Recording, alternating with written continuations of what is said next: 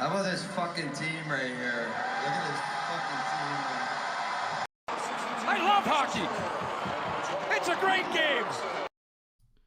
All right, guys, welcome back to Hodish Hockey. And is it panic time yet? Because this has happened since the last video. It's crazy to think about. Like 3 weeks ago when I made the video, I was talking about Alex Edler coming back soon and wondering who he was going to replace on the blue line. It turns out that's not an issue at all. Everybody decided to get hurt in about a week's time, and it's killed the Kings. It really has. We'll look at the last few games. So we ended off with the win against Columbus. We kept on the road trip, and we actually did pretty well. It was a 3-1 win against Buffalo. Athanasiou came back, scored the game-winning goal. Scores the game-winning goal against Boston. That was a really good game for the Kings, especially after the 7-0 loss. You needed a really good bounce back, and the Kings did. Then the injuries started to pile up, and we faced our kryptonite, the San Jose Sharks, this year. We just struggle against the Sharks, and it's actually pretty disappointing because the Kings have been really good against bad teams this year, and San Jose is a bad team, but for some reason they pull out wins. They had the 5-0 win earlier. They win an overtime game against us. Then we go to San Jose and they win 5-0 again. That was pretty scary.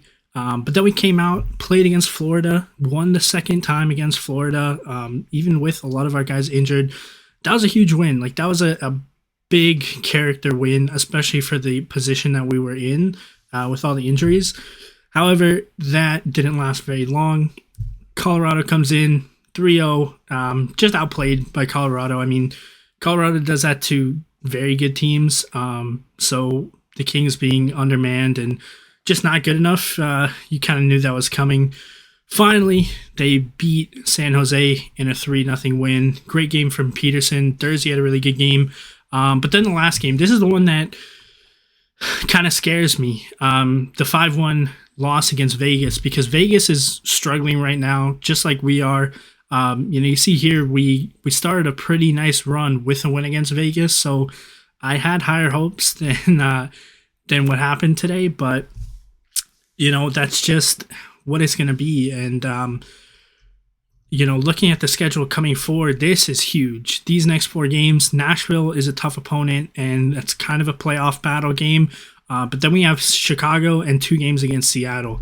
We have to win these 3 games, realistically. Out of the next 4, you have to win 3 because the playoff picture is starting to really close down now because we've dropped points. We've dropped a lot of points in the past 6 games. So these games are really crucial because after that, we have a tough road with Edmonton, Calgary. Winnipeg's a tough team. Calgary, Edmonton, Minnesota. That's pretty tough. Colorado. So if we lose these games, I think that playoffs are out of the picture. It's that dire. It's that close to the end of the year now, as you can see. So these games are very, very important. And the Kings are going to be injured probably for a couple more weeks. So it's going to be just by committee. I mean, the team has to step up. And, kind of talking about that, obviously the first line not getting it done. Kopitar scored in the game against San Jose. Kempe got an empty netter, which is his first goal in 10 games. Iafallo's still not found the back of the net. I mean, they really need to be the guys that are steering this ship through the tough times with the injuries, and they just aren't getting it done. And I do think that Kopitar is dealing with some kind of injury. I was in attendance for the Boston game, and I was sitting pretty close to the Kings bench, and honestly, every time that he came off from like a longer than normal shift, you could just see it in his face. Like he's tired, he's hurt. These guys haven't played a full 82 game season in over 2 years, so it's definitely catching up to him. I think that's part of the reason why there's so many injuries, but they have to step up. Kempe, I thought that he kind of got away from the cold streaks because he was so good for most of the year, But like I said, last 10 games, he has one empty net goal. And that's coming off of, a 4-game stretch where he had 2 goals in 3 of them. So, he needs to get back in form. Iafallo needs to pick it up. Kobe, he needs to do a little bit more. But like I said, I do think he is playing injured. And Kobe being Kobe, he's not gonna sit out for any games. He knows that he needs to be out there. So, I don't know how much you can blame him for that.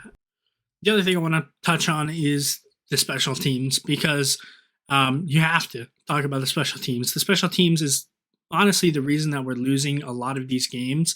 In games where you're playing Colorado, yeah, they're just going to beat you, but pretty much every other team that we're losing to, these are games that could be won. These San Jose games were lost because of special teams.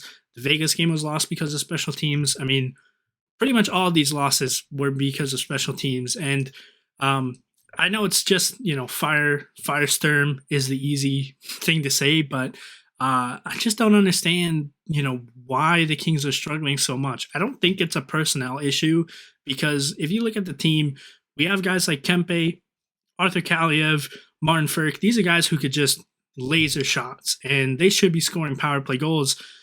They just aren't getting the passes. I mean, no one wants to take that shot. It's really frustrating. I mean, if it is just Marco Sturm not knowing how to coach, then I guess that's it. I don't think it's that. I think there's more to it. But I don't know. I'm not a coach. I don't know the answers to the problem, but it's something that needs to be fixed, because, the penalty kill I think is not as bad as the numbers say, but the power play, it's just, there's no excuse. I mean, anytime the Kings get a power play now, you're basically just taking 2 minutes off the clock, and that's it. We're not going to score.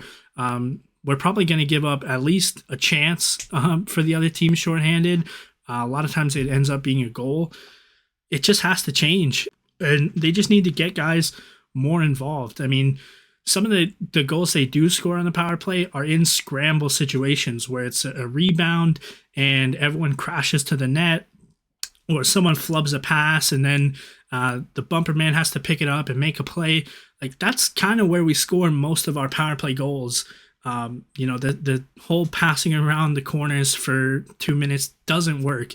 And honestly, I mean, it's been really tough for the Kings to even get zone entries. Unless Kempe gets that initial rush in and dish off, this team cannot set up on the power play. And that's a big factor too. But they've still had plenty of chances where they've just given it away because of just a lack of urgency, it feels like. Then going down the rest of the lineup, Danault has been a monster for us this year, and he's really, out of everyone, been the guy that's picked up the slack for the injured players. He's just, what a signing this was. I mean, if the Kings do make the playoffs, you have to think that Rob Blake's going to be in the running for GM of the year, because along with the Arvidsson trade, this Danault pickup was just superb, and it's what's keeping us afloat right now. Trevor Moore, same thing. He's been phenomenal this year. Really, that second line has been what's provided the Kings with the most offense, and also the fourth line. And I think a part of the reason that the Kings are struggling right now is the fourth line not having Brendan Lemieux, because that fourth line was really the identity for the Kings, and Lemieux is a big part of it. Not having those 3 guys who worked really well together, had a lot of chemistry, has hurt. It's hurt Arthur Kaliev's game. It's hurt Blake Lazat's game, and it just doesn't give us a full roster that you need at this point.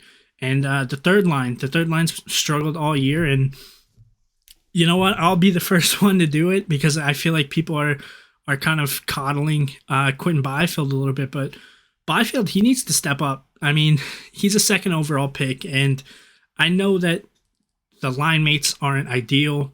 I know that he's young, but at the same time, he's a second overall pick. He's got tremendous size. He's very fast. He's got a lot of skill. At some point, he needs to just take over a shift and score a goal. I mean, he has 2 goals this year. One of them he didn't even touch. It's just not enough. And you can look at other guys who were drafted in his draft here, right? Lafreniere, he struggled, but he's still putting up points. I mean, you can argue that Lafreniere is a bust. It doesn't really matter. You look at the guys drafted below him. Tim Stützle came in. He's been world class. It makes the second pick look a little bad because Stützle came in and did what was expected. Lucas Raymond, he's played this year, 46 points, going to be one of the top rookie of the years. Those are kind of right there with him, but you can look even below that. Anton Lundell this year, he's in the Rookie of the Year race. He's been phenomenal for the Panthers. Seth Jarvis, 22 points. Dawson Mercer's played this year. He's been really good. These are guys that were picked in his draft and are producing. And, I'm not arguing that Quinn Byfield is a bust or not at all. I do think that down the road, he's going to be a great player. It's just that the team needs him to be good right now. We have a lot of injuries. We're in the middle of a playoff race. He has to step up. And I just, I don't know. It just feels like people in the organization, fans, are a little scared to call him out on it, but it's just not been good enough. I mean, you look right here, Braden Schneider, he's playing defense for the Rangers. 5 less games played and 1 more point.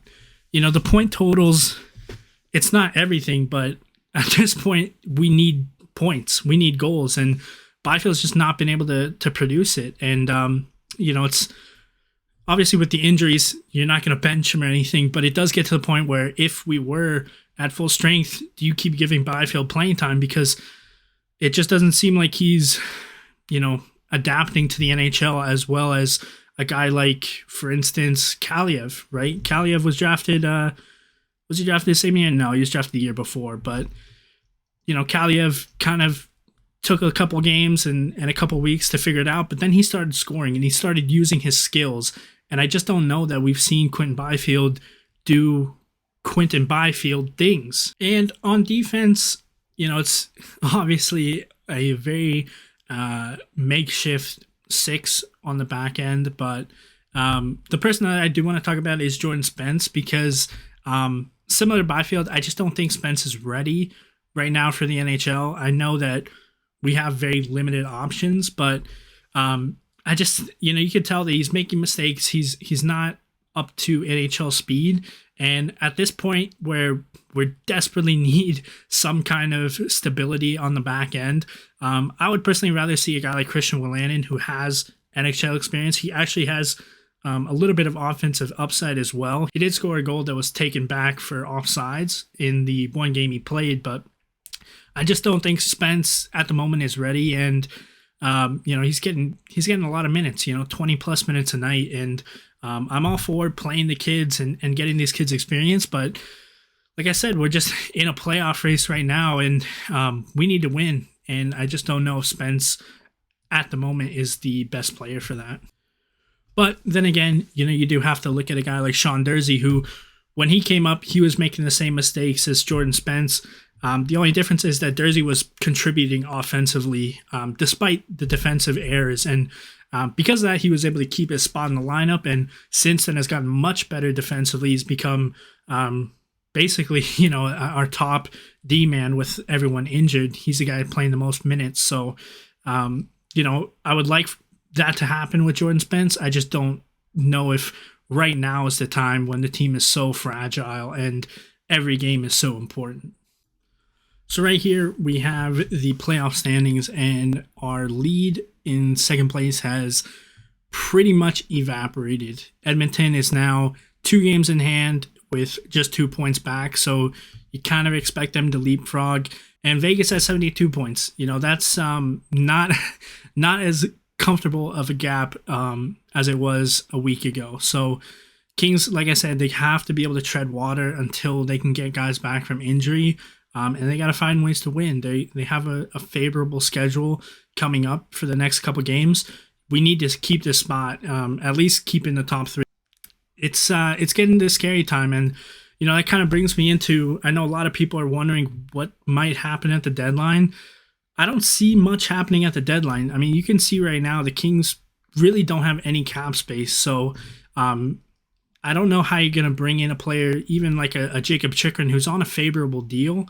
I don't know how the Kings can really get rid of players to make a deal like that happen. You know, I mean, most of our money right now is in the injured reserve. And, you know, unless you're getting rid of Athanasiou's contract, or, you know, maybe you're trading Olimata, but at this point, can you really risk trading, you know, one of your two veteran defenders? I don't know. So I think this team needs a move if they want to keep this second spot, or at least just a top 3 spot and have an easier time in the first round of the playoffs. I just don't know what that move is, because they need scoring. You know, they need probably a top line winger still. You know, maybe we can use some kind of depth piece, but I don't think the depth is the issue. If you are going to make a trade, it's got to be for a high-end player.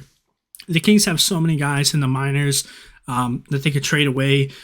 I know people really like prospects, and it's great that the Kings have had such a strong prospect pool, but you're seeing it right now where, you know, guys aren't ready. It takes a long time to develop players, and I just feel like with where the Kings are right now, the time is now to go out and attack and go for a playoff spot. When this team is playing well, they're one of the better teams in the league. You know, I really do believe that they could do damage if they have a full roster. So, you know, when you look at guys like Alex Turcotte, when you look at guys like Tyler Madden, Akil Thomas, you know, it would suck to have to get rid of them, but, you know, like I was talking about with Quinn Byfield, sometimes you just don't know what you're getting with a player. And, you know, it's not that I think they're going to be busts or they won't be good players in the future, but it's clear that these players are going to need quite a bit more time to get to the level where they can really produce and be a added bonus on this team. I don't know who's out there to be traded or how the Kings are going to figure it out with the cap space they have, but if there's a move to be made, I want them to make it. I'm pretty sure that Rob Blake's on the phone already right now trying to feel out. I know Conor Garland is a person that they've talked about. I would actually really like that trade. I dislike Conor Garland because he's one of those players that's just really annoying to play against. But he's a very good player. He was really good in Arizona. He was really good in juniors. I mean, he was the top scorer, I think, for 2 years in the QMJHL. So, you know, he's that guy who's on a pretty small contract comparative to how many goals he scores. If you can make a deal and get rid of, you know, I think for Conor Garland, it's probably going to be a second round pick and one of your better prospects here. I say do it. You know, the Kings need goal scoring help. I do think the defense is fine. Like I said, it's just about getting these guys back. I mean, these are 3 of our best defenders right here, all hurt. And with that being said, I just want to thank everyone for watching. Hope you guys liked the video. If you did, please give it a like, comment if you have any ideas on what's going to happen with this team. Subscribe to the channel because it's nearing the end. It's going to be a crazy push to the playoffs. As frustrating as it's been with all the injuries, this is what you want for the team. You know, you want to be in these kind of battles at this point in the season. Much better than what it was for the past couple of years of just hoping to tank and getting a better lottery pick. So yeah, thank you guys for watching, and tune in to the next video where hopefully this team is still in a playoff spot.